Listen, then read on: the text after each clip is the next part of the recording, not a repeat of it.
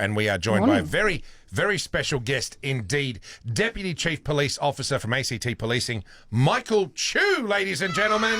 Welcome. Hello, thank you. Thank you so much for coming into the studio this morning. E-scooters that we're seeing all around town now. The two companies have hit Canberra. We've got the orange company and the purple company, as best as I understand it. But these scooters have been unleashed upon the people of Canberra, and there are a few rules and regulations and bits and pieces we need to be aware of as users of them. Would that be a fair assessment? Yeah, it is, and I think the first thing the first point to make is, it's about safety. You know, I mean, it's a new thing for Canberra, and it's a great thing for Canberra that Absolutely. that we now have the ability to get around more easily on these e-scooters. But it's about safety, and some of them do get up to potentially up to 20, 30, 40 k's an hour. So, which doesn't sound all that fast until you realise you're standing on a tiny little bit of metal. Nah, that sounds that close fast.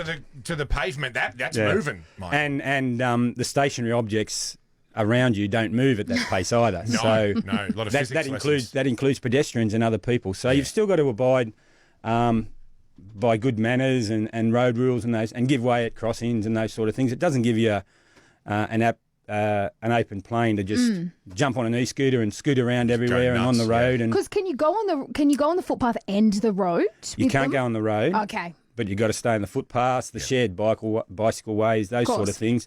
But you still got to avoid other people. And the most important thing is you can't operate them when you've been drinking. Now that's the thing I wanted to Not focus even on. one or two. Well, again, it's about distractions. Yes. It's about how alcohol affects you when you're operating anything. So it's just really. I mean, it's great. It's a great initiative, but you've got to just abide by those safety rules. That's all. And the same rules apply to DUI in a motor vehicle, in a car or a truck, for example, as they would on these e-scooters. So the same limits apply, the same breath test limits and all that sort of gear.